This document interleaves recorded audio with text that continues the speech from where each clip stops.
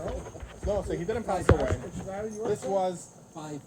they started the Hasidic movement. So the Hasidic movement is within Judaism. One can have a focus on different areas.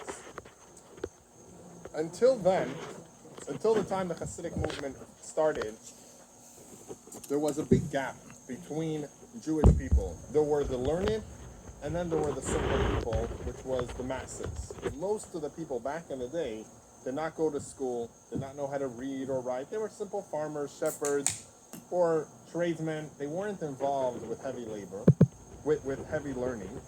And therefore, there was a big gap within the community of those that were special because they felt themselves as learned rabbis and scholars. And then there were the rest of the masses, which were looked down upon. Not only that, this was a time that was difficult for the Jewish people because there was a fellow called Shabtai Tzvi. He was a fellow that announced to the world that he's the Mashiach, and he had a big following. This is going back about 400 years ago. He was a Hasidic too. So this was before the Hasidic movement, but people were worried when the Hasidic movement came out that it was a continuation of his ideas. So he had his own way of doing things. Eventually he was realized as a phony, he converted to Islam, and eventually he was killed. But there was a big movement of Jews that were gathering tens of thousands, right, maybe hundreds of thousands. Yeah, many people followed him. They believed highly in him. Of course, there's always the miracle stories that go along with it. Did he call himself a Jew? Yes. In the beginning, Jewish he wasn't. Messiah. He was from Jewish descent. Unfortunately, it turned out disastrous, and it made a lot of skepticism within the Jewish community.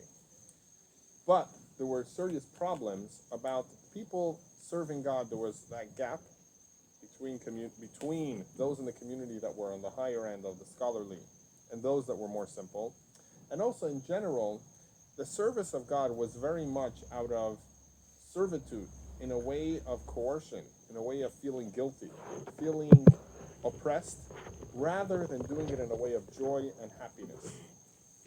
Comes the Baal Shem Tov, who gets this divine inspiration of reinvigorating the Jewish people with a sense of, number one, that every single person is important to God.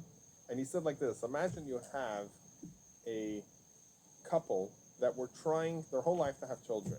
For many years, since they got married, they've been going to doctors and fertility, and they were investing hundreds of thousands of dollars, and it was a lot of emotional investment, and they weren't having children. 25 years after their marriage, they think it's all over. They think there's no more chance that they're going to do it, that they're going to have children. And finally, a miracle happens, and they're blessed with a one and only child. How much love would you assume these parents have for these children? It would probably be a little bit more than most parents have to their children. Because most parents, they didn't work that hard for their children.